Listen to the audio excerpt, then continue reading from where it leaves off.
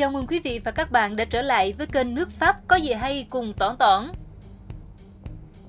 Như đã hẹn trước, hôm nay Toản Toản rất vui mừng được dẫn quý vị đi thăm thành phố Annecy, một thành phố cổ nằm ở vùng Haute-Savoie thuộc miền đông nam nước Pháp, nơi có chiếc hồ cùng tên đã tạo ra sự duyên dáng đáng yêu cho thành phố này. Bây giờ đang là tháng 8, mùa du lịch của nước Pháp cũng như của các nước châu Âu. Cho nên khách du lịch ở các nước lân cận cũng như khách nội địa Pháp đang đổ về nơi này và họ mang theo xe đạp để vừa luyện tập thể thao, vừa thưởng lãm vẻ đẹp kỳ vĩ của vùng non nước mộng mơ này.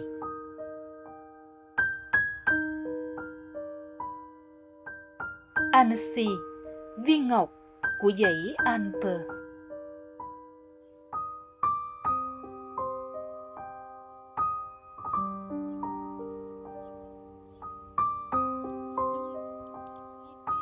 Chúng ta đang đứng trên bờ của con kênh đào Vasse, một trong những kênh đào băng qua thành phố và mang theo nó nguồn nước mát lành từ băng tan trên những rặng núi tuyết nằm trong dãy Alpes đổ ra hồ Annecy. Men theo đôi bờ của con kênh đào Vasse này, chúng ta sẽ đến cây cầu phía trước mặt có tên là Pont des Amours, có nghĩa là cây cầu tình yêu.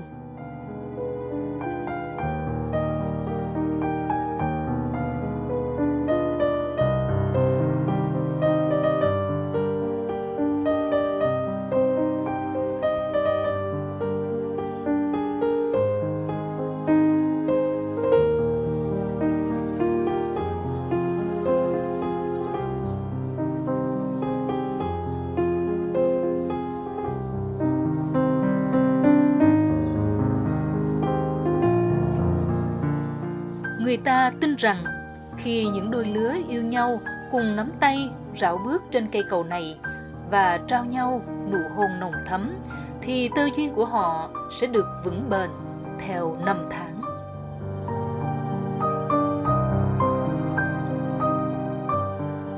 Dù có hay không niềm tin đó thì trong một khung cảnh bình yên và thơ mộng đến thế kia thì bạn cũng đừng ngại đi thật chậm, hít thở thật sâu và ngắm nhìn thật kỹ cảnh vật cũng như con người nơi đây, và cũng đừng quên thả đôi chân trần của bạn xuống nước để được làn nước mát lành trong xanh như ngọc kia ôm ấp vỗ về lấy đôi chân của bạn. Biết đâu bạn sẽ cảm thấy mình đã phải lòng với mảnh đất này ngay từ cái nhìn đầu tiên mất rồi.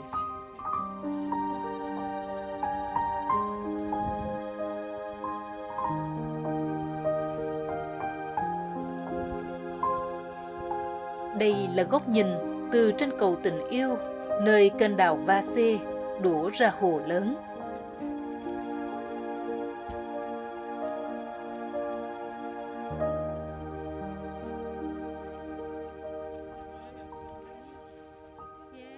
Chúng ta sẽ đi tham quan qua phía mạn trái của bờ hồ. Nhưng trước hết, hãy tạo cơ hội cho anh bạn đồng hành được tặng cho chúng ta một cây kem mát lạnh trong ngày hè các bạn nhé.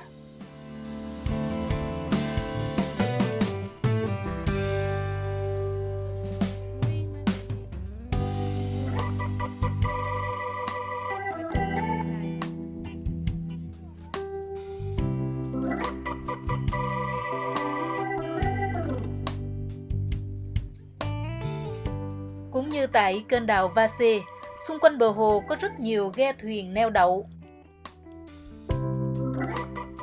Chúng ta có thể thuê một chiếc cano, thuyền đạp hay thuyền máy để tham quan xung quanh hồ. Còn nếu bạn muốn tham quan thành phố thì đừng ngại đón chiếc tàu này.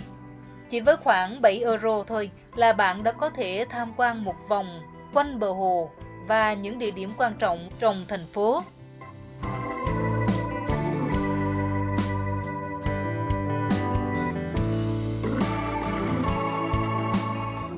Chiếc tàu đang đi qua một phần của khu vườn Parquier. Khu vườn rộng 7 hecta bị con kênh đào Vasse mà chúng ta vừa tham quan lúc nãy xẻ ra làm đôi. Và khu vực bên trái này chính là một không gian công cộng để cho tất cả mọi người cùng có thể tham quan và ngắm nhìn mặt hồ mà không có gì cản trở. Tại đây cũng thường xuyên diễn ra những sự kiện văn hóa, thể thao, vui chơi giải trí, hay thậm chí là những đợt diễn tập của lính cứu hỏa.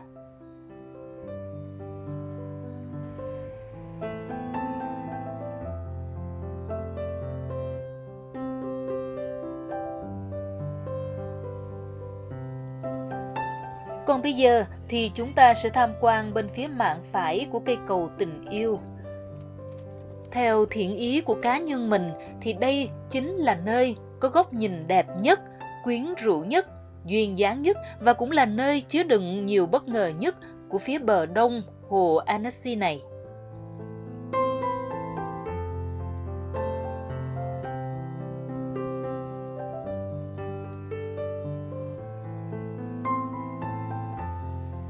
Hồ Annecy có nguồn gốc là một hồ băng hà được hình thành vào kỷ băng hà Worm, tức vào khoảng năm 17.000 đến 15.000 trước công nguyên. Đó là thời kỳ tan chảy của các dòng sông băng trong dãy núi Alpes.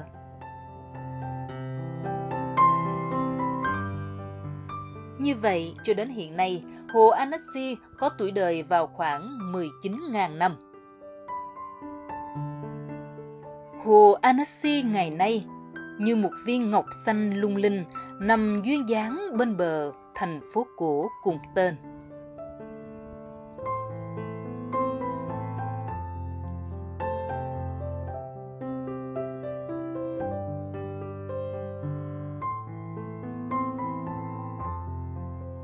Người ta kể nhau rằng khu vườn Bakie nằm bên bờ hồ này do một mệnh phụ xa xưa đã hiến tặng cho chính quyền thành phố. Điều kiện mà bà đưa ra là chính quyền địa phương phải cam kết giữ nơi này như một không gian công cộng, một lá phổi xanh cho thành phố để toàn thể người dân trải qua nhiều thế hệ đều có thể vui chơi và tận hưởng vẻ đẹp của miền non nước này.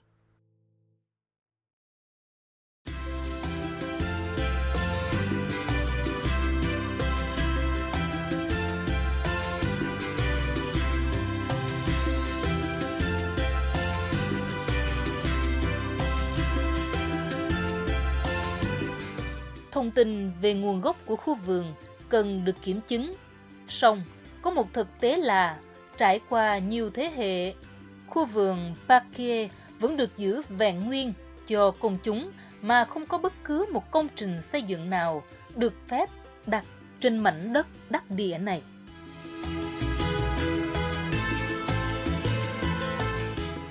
Và như thế, sự hiện diện của khu vườn rợp bóng cây xanh cùng chiếc hồ trong xanh như ngọc là một sự kết hợp hài hòa, khiến cho Annecy tựa như một cô gái vừa hiện đại, sang trọng, vừa tao nhã, dịu dàng. Để rồi hàng năm, cô chủ nhà hiếu khách này đã đón nhận hàng trăm ngàn lượt khách đến, đi.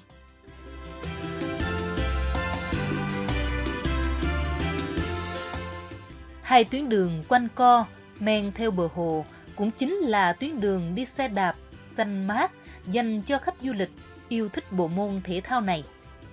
Họ có thể vừa đạp xe để rèn luyện thể chất, vừa thỏa thuê ngắm nhìn hệ sinh thái được bảo tồn nghiêm ngặt của chiếc hồ được xếp hạng là sạch nhất châu Âu này.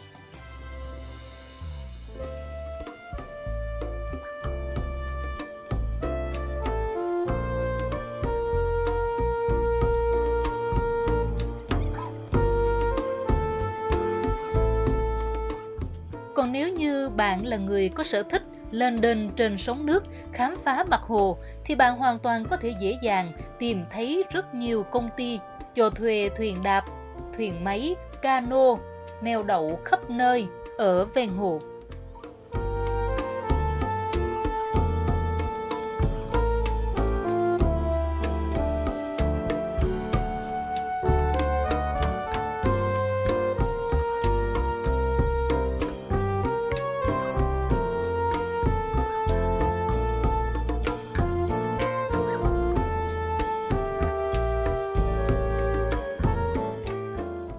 với diện tích hơn 27 cây số vuông và chiều dài hơn 14 cây số. Hồ Annecy là một nơi lý tưởng cho các hoạt động vui chơi dưới nước. Bạn có thể nhàn nhã ngoạn cảnh trên những con thuyền, những chiếc cano hay thậm chí là chiếc tàu du lịch. Nhưng nếu như bạn muốn, bạn cũng có thể bơi, lặn, lướt sóng, đi thuyền bồn trên mặt hồ này. Và bạn hoàn toàn có thể yên tâm về giá cả, bởi tất cả đều được niêm yết rõ ràng với mức giá hợp lý. Nếu như bạn đi theo nhóm thì giá cả lại càng dễ chịu, và một nhóm tối đa là 7 người. Như vậy, nếu bạn có một nhóm 7 người và bạn muốn thuê một chiếc thuyền máy trong vòng 1 giờ thì mỗi người chỉ phải trả 10 euro, tương đương 250.000 Việt Nam đồng. Còn nếu bạn có một nhóm 3 người thì bạn phải trả gấp đôi. Đối với loại thuyền đạp này thì giá thuê rẻ hơn một nửa.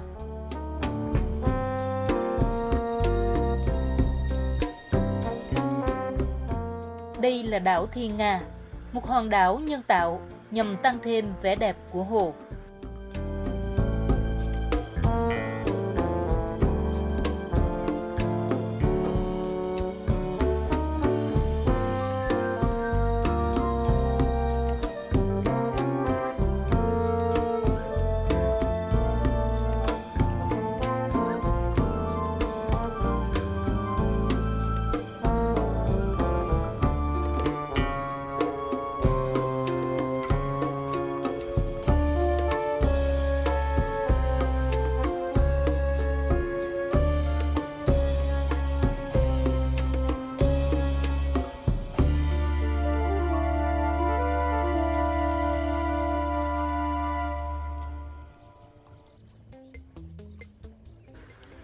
Chúng ta đang dần đi về phía trung tâm của thành phố cổ Annecy. Nơi đó sẽ có những cảnh đẹp và những điều bất ngờ đang chờ đợi chúng ta phía trước. Quý vị đã chán tour du lịch quanh hồ Annecy của Toản Toản chưa? Nếu chưa thì xin hãy tiếp tục hành trình, bởi còn rất nhiều điều bất ngờ và cảnh đẹp đang chờ đợi chúng ta khám phá ở phía trước.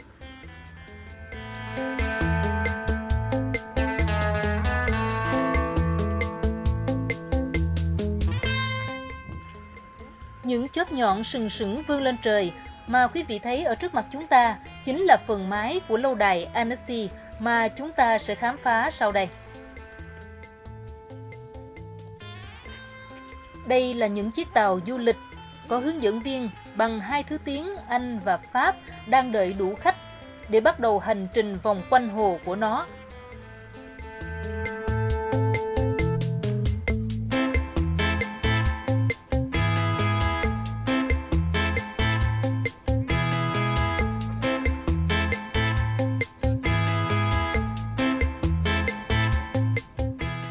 Ngay đây, chúng ta cũng có thể tham khảo lịch trình, bảng giá và thời gian của các chuyến tàu.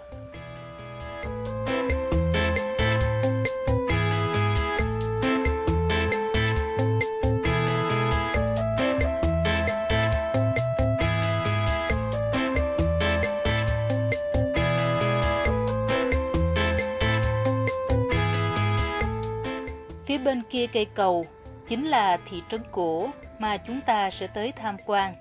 Nhưng trước khi tới đó thì chúng ta hãy băng qua cây cầu này, qua phía bên bờ bên kia để nghỉ chân và ngắm nhìn một gia đình thiên nga đang bơi lội các bạn nhé.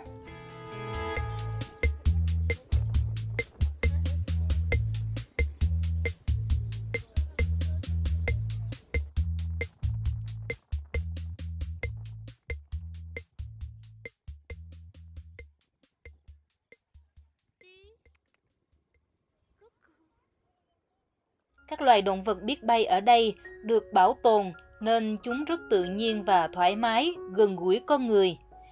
Các bạn có thể thỏa thích ngắm nhìn chúng, nhưng xin hãy đừng cho chúng ăn nhé. Hãy tôn trọng cách sống tự nhiên của chúng. Bởi vì những thức ăn mà chúng ta cung cấp có thể sẽ không phù hợp cho hệ tiêu hóa và sức khỏe của chúng.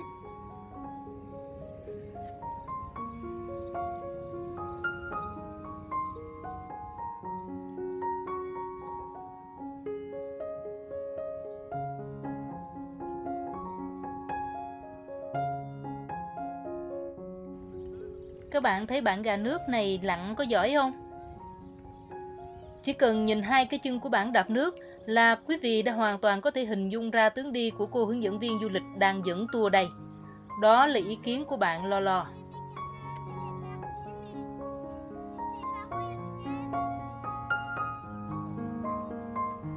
Giờ nghỉ chân đã hết, chúng ta sẽ trở lại lên cầu, băng qua đường và khám phá khu trung tâm thành phố các bạn nhé.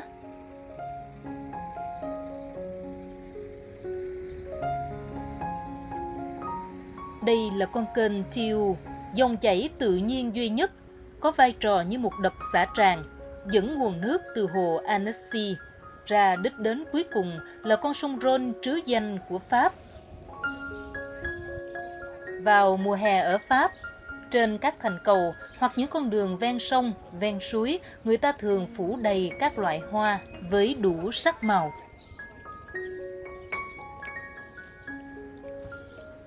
Đây là những nghệ sĩ đường phố đang cố gắng kiếm tiền bằng những tài lẻ của mình. Người đàn ông đang đứng trước nhà thờ kia đã dùng sơn phết lên người và quần áo rồi đứng yên như một pho tượng, dù có bất cứ chuyện gì xảy ra, vẫn không nhúc nhích.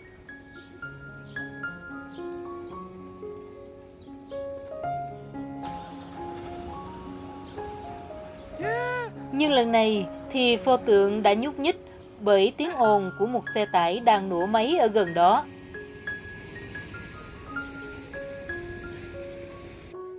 Dọc theo hai bờ của con kênh Tiu là những dãy phố cổ với gam màu ấm đang trầm mặc soi mình xuống dòng nước biếc. Có lẽ vì điều này mà nhiều người đã so sánh Annecy như một tiểu Venice của dãy Alpes.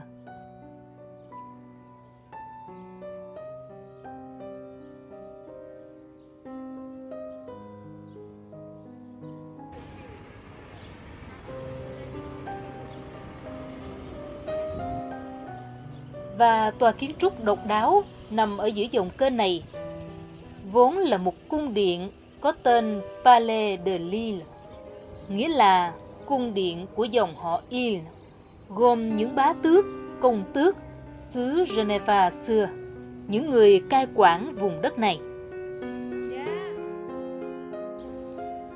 Công trình được khởi công xây dựng vào khoảng cuối thế kỷ thứ 12, đầu thế kỷ thứ 13, ngay trên một hòn đảo đá vôi nằm giữa dòng Tiu.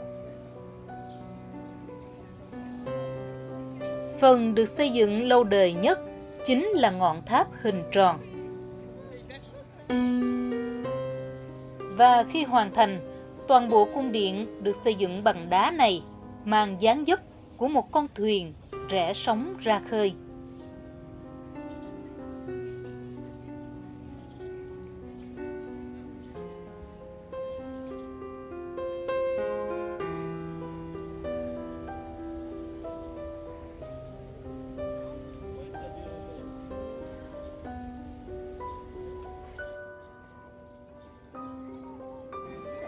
Trải qua hàng thế kỷ, thầy ngôi đổi chủ, thương hải tan bồng, cung điện này đã nhiều lần được sử dụng như một nhà tù, rồi một tòa án hoặc một trung tâm hành chính. Khi nói về vai trò là nhà tù của nó, dường như nhiều người đều có chung ý nghĩ rằng đây là nhà tù thơ mộng nhất thế gian. Nhưng cũng có thể vì lẽ đó mà những tù nhân bên trong không gian khép kín 12 mét vuông này lại cảm thấy đau khổ tột cùng. Khi mà ngoài kia, qua những thanh âm vọng lại, họ có thể nghe được tiếng chim hót và biết rằng hoa nở xuân về, nhịp sống đang rộn ràng. Nô nức biết bao. Và ý thức về tình trạng mất tự do của bản thân có thể là sự trừng phạt kinh khủng nhất mà họ đang nhận lãnh.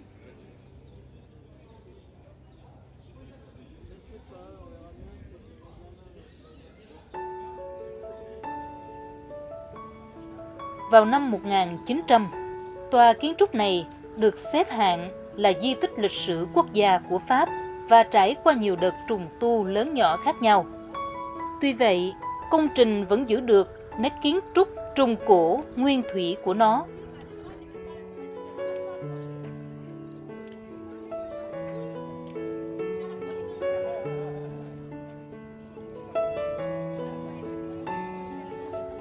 Ngày nay, cung điện nhà tù này trở thành một bảo tàng kể lại câu chuyện của chính nó cho khách tham quan.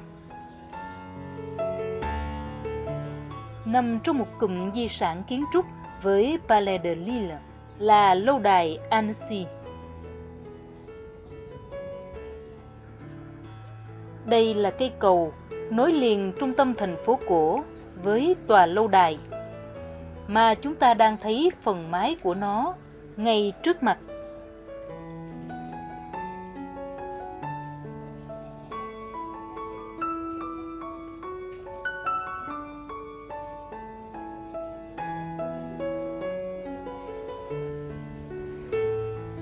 Có rất nhiều cây cầu dẫn vào lâu đài Annecy.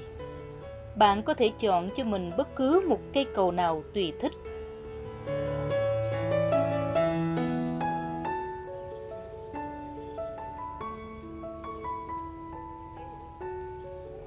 Nếu như bạn là một người yêu hoa cỏ thì đừng ngại chọn cây cầu phủ đầy hoa này.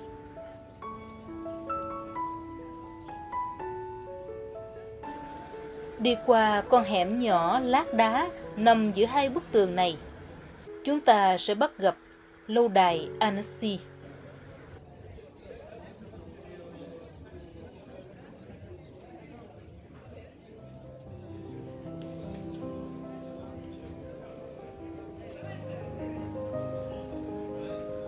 Bây giờ đang là ngoài giờ tham quan, do vậy chúng ta chỉ có thể nhìn ngắm bên ngoài tòa lâu đài và khoảng sân của nó, nơi có rất nhiều du khách đang nghỉ chân, uống cà phê và tán gẫu.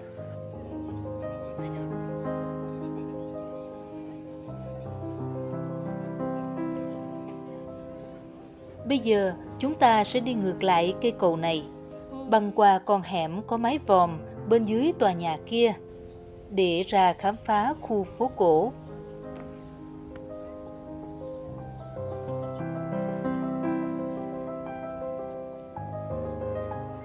Cũng như hầu hết các thành phố ở Pháp, Annecy không mang một vẻ đẹp hiện đại, hào nhoáng, mà khoác lên nó vẻ đẹp cổ kính của lối kiến trúc thời Trung Cổ. Tại đây, ta có thể bắt gặp những tòa nhà đã tồn tại qua hàng trăm năm, vẫn đứng trơ gang cùng tuế nguyệt.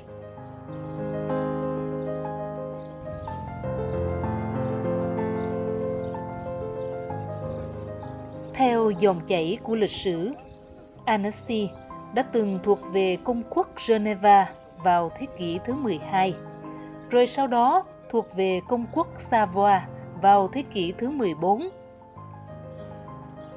Và cho đến năm 1860, sau cuộc cách mạng Pháp, Annecy mới chính thức sáp nhập và trở thành một thành phố của Pháp. Đây là tòa thị chính Annecy. Tòa nhà này đang được trùng tu sau một trận hỏa hoạn vào năm 2019.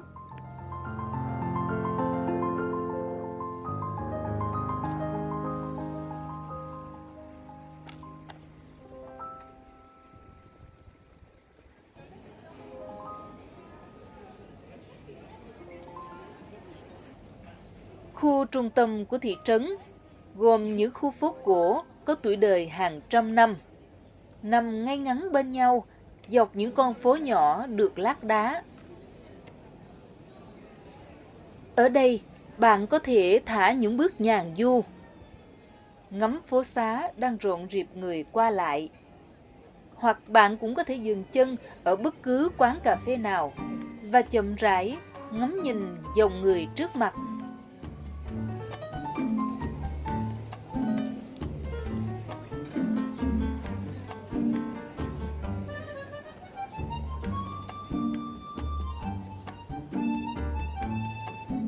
Nếu như bạn muốn mua quà lưu niệm cho chuyến đi của mình, thì ở khu phố cổ này không thiếu những đặc sản của nền văn hóa Savoia. Một khi đã đến vùng này, bạn có thể dễ dàng tìm mua những loại format và thịt nguội ngon ở bất cứ đâu. Ngoài ra, những sản phẩm đặc trưng khác của Pháp cũng luôn sẵn có.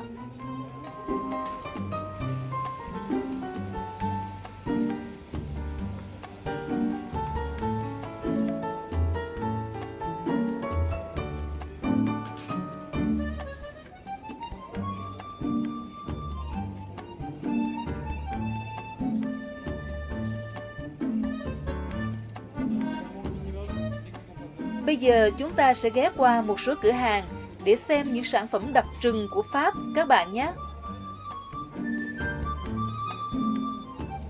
Ngoài nước hoa, mỹ phẩm, rượu vang là những thứ đã góp phần tạo nên thương hiệu của nước Pháp, thì đất nước này còn là nơi nổi tiếng về các sản phẩm thủ công và đồ gốm sứ. Hãy nhìn qua những chiếc làng đủ màu sắc này. Bạn có thấy chúng đáng yêu không?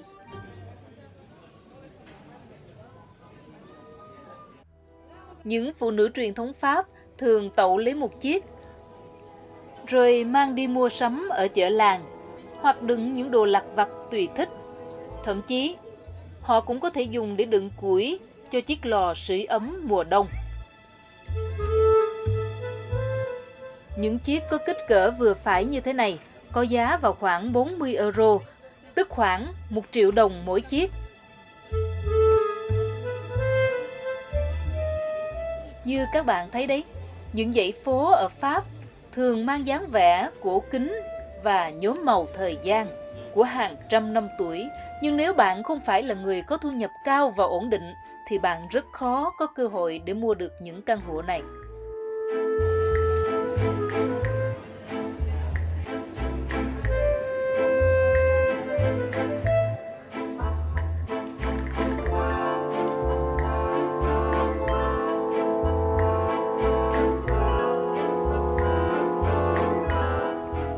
Một mặt hàng khác cũng rất dễ thương ở Pháp là đồ gốm sứ thủ công. Hãy quan sát những bầy gà này và nói cho Toản biết, bạn có mong ước được sở hữu một vài con trong số đó không?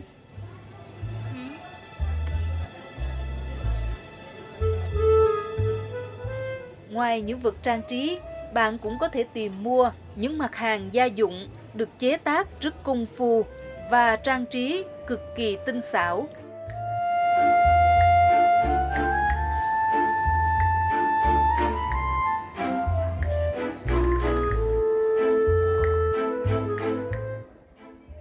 Tại đây, chúng ta có thể bắt gặp một cửa hàng bán đồ ăn mang đi với phong cách ẩm thực Trung Quốc và Việt Nam.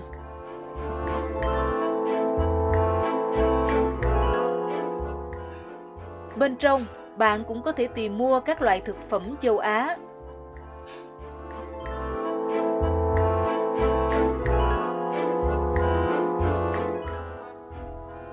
Điều ngạc nhiên là, tuy nhà hàng bán các món ăn của Trung Quốc và Việt Nam, nhưng nó lại được sở hữu bởi một người chủ gốc Campuchia.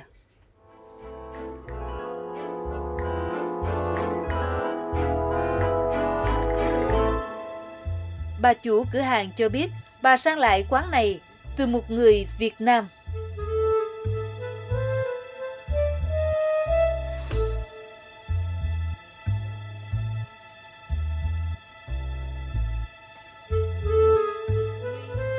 Các món ăn châu Á bao giờ cũng hấp dẫn, nhưng Toản đã mua sẵn những hộp salad mang đi từ một nhà hàng Thái Lan, và bây giờ chúng ta sẽ đi vào công viên để thưởng thức bữa trưa và khám phá công viên này nhé.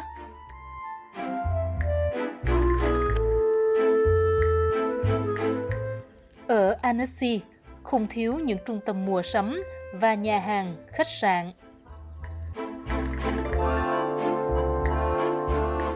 Nhưng nếu bạn là tín đồ của nền ẩm thực Á Đông, thì bạn cũng hoàn toàn có thể dễ dàng tìm thấy một nhà hàng Thái Lan ngay trong khu phố cổ.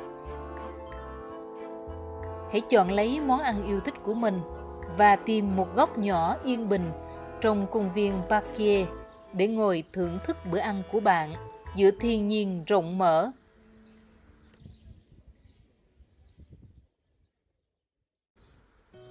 Như đã nói ở trên, công viên Bakie chính là một lá phổi xanh giữa lòng thành phố. Chính vì vậy, trong những ngày hè, phần lớn người dân, nhân viên văn phòng, khách du lịch, học sinh, sinh viên đều đổ ra khu vườn này để nghỉ mát và học hành, nghe nhạc, thư giãn.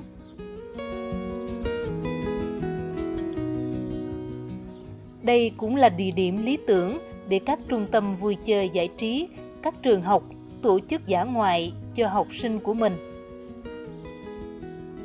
Bạn cũng có thể đánh một giấc trưa ngon lành như nhóm những bạn trẻ này mà không phải lo lắng về vấn đề an ninh.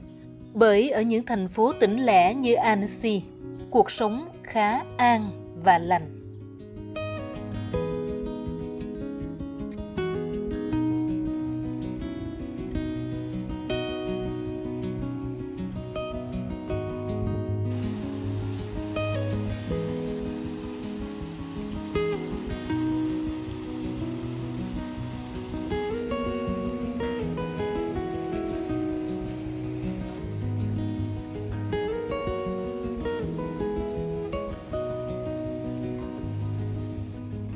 Nói về tài nguyên nước, có lẽ nước Pháp không thể nào giàu có bằng Việt Nam. Nhưng trong lòng những thành phố ở đất nước này, người ta luôn bố trí những khoảng xanh và dường như nước không thể vắng mặt để tạo nên sự mát mẻ cũng như vẻ quyến rũ cho thành phố.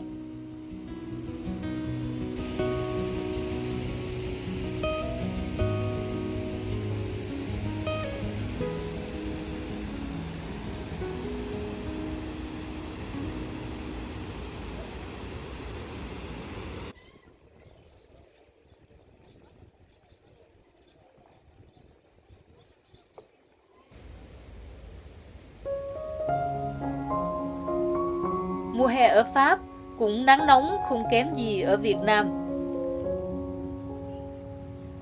Cho nên bây giờ chúng ta hãy dần rảo bước ra phía khu vực bãi tắm của hồ Annecy các bạn nhé.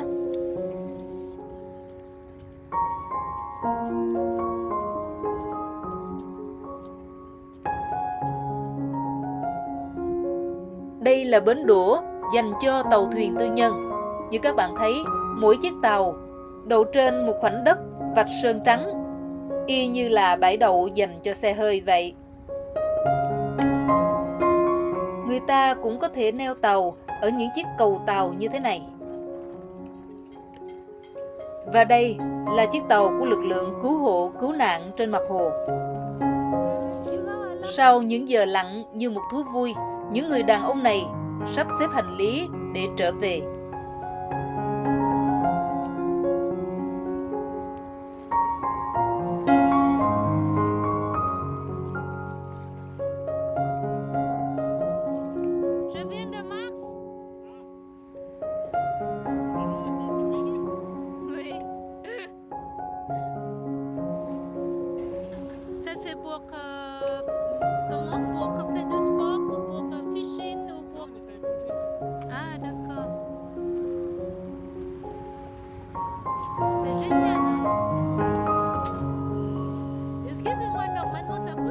Người đàn ông này cho biết chiếc tàu lặn của anh có giá vào khoảng 20.000 euro, tương đương 500 triệu đồng Việt Nam.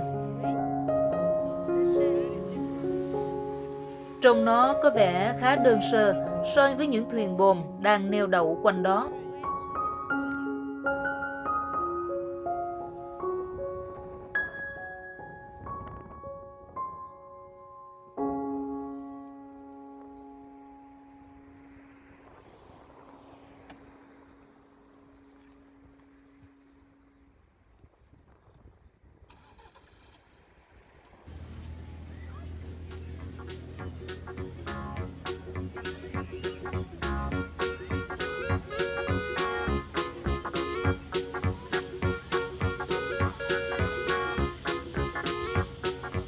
Chúng ta đã ra tới bãi tắm nằm sát bên trung tâm thành phố.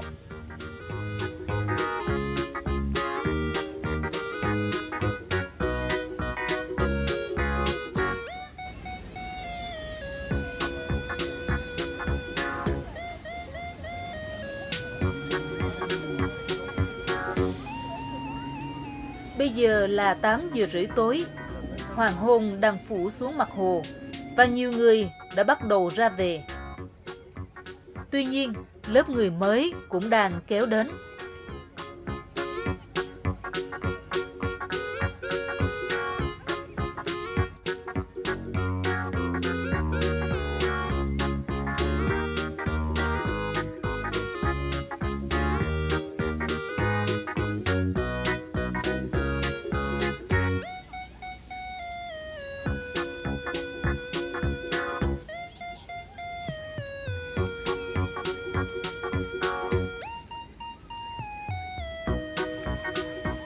Miền đông nước Pháp là vùng lãnh thổ có một phần của dãy núi già Alpes chạy ngang qua. Chính vì vậy, khí hậu nơi này có thể nói là khá mát mẻ, thậm chí khá lạnh về mùa đông so với những vùng khác của nước Pháp. Trong khi đó, vào mùa hè, nơi này cũng có thể đạt đến 35 độ.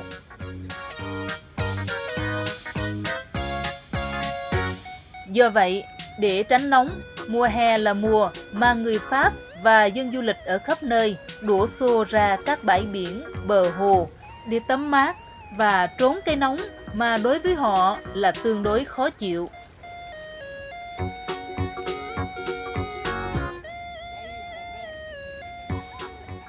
Trong ánh hoàng hôn, chúng ta cũng có thể nhìn thấy những rặng núi tuyết ở phía xa đang soi mình xuống mặt hồ.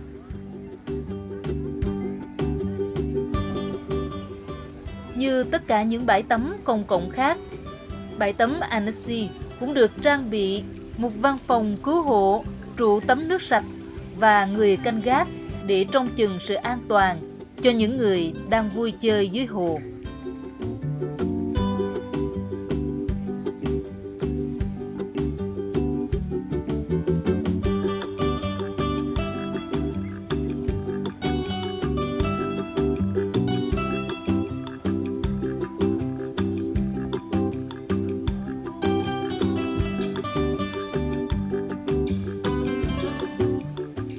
Người dân Annecy, đặc biệt là những người sống trong những căn hộ chung cư, đặc biệt thích nơi này bởi nó vừa gần sát thành phố mà lại vừa mát mẻ.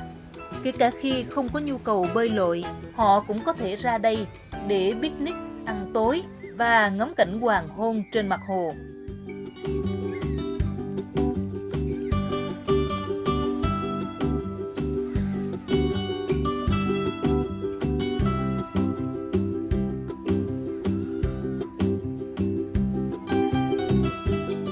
Ở Việt Nam, có lẽ chỉ có ở biển chúng ta mới có thể nhìn thấy chim hải âu. Nhưng ở đây, những chiếc hồ lớn đều rợp bóng hải âu.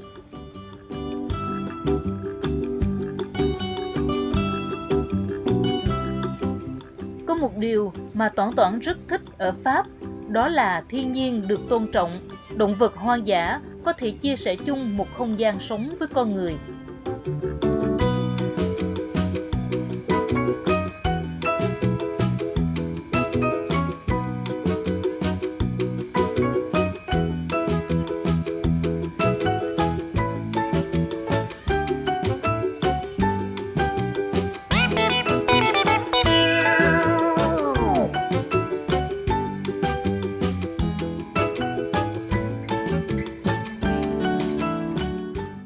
Giờ tối, cặp đôi này bắt đầu dông thuyền chèo ra, rong chơi trên mặt hồ. Hình ảnh này gợi nhớ cho Toản Toản về những ngày tuổi thơ ở miền Trung Việt Nam, vào mùa lục tháng 10 khi mà người lớn đang nơm nớp lo lắng và bao nhiêu gia đình phải rơi vào cảnh màn trời chiếu đất, thì những thanh niên và lớp nhỏ như mình lại háo hức kết bè chuối rong chơi giữa ruộng đồng mênh mông nước lụt.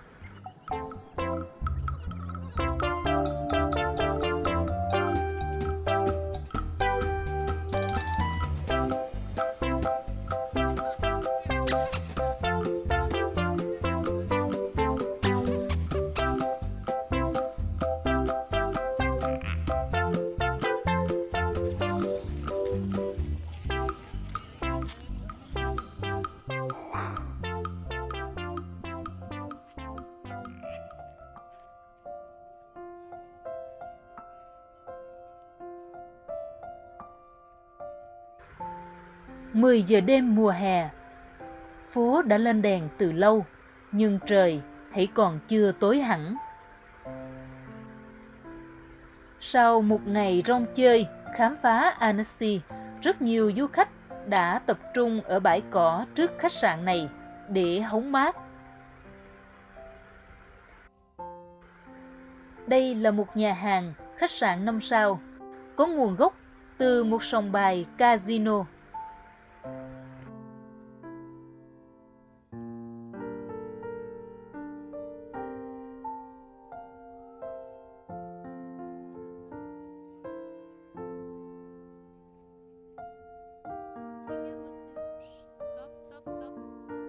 Toán rất muốn uống cà phê và nghe nhạc ở đây, nhưng quy định của khách sạn là phải ăn mặc thật phù hợp với bối cảnh.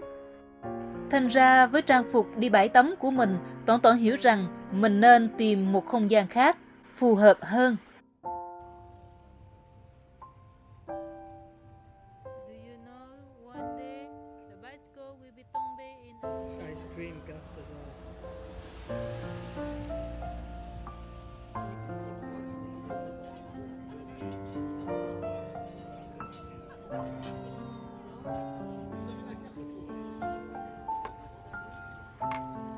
Một ly kem cà phê mát lạnh sẽ làm cho đêm hè trở nên mát mẻ, dễ chịu hơn. Và bây giờ đã là 11 giờ khuya, Toán và Lo sẽ đi về, kết thúc video thăm bờ đông của thành phố Annecy tại đây. Nếu quý vị yêu thích video này và muốn tiếp tục khám phá những góc đẹp khác của Annecy, thì xin đừng quên để lại like, share, comment, đăng ký kênh. Để rồi thứ 6 tuần sau, chúng ta lại cùng nhau đi thăm bờ Tây của hồ Annecy các bạn nhé. Bây giờ thì xin chào tạm biệt và hẹn gặp lại. Au revoir!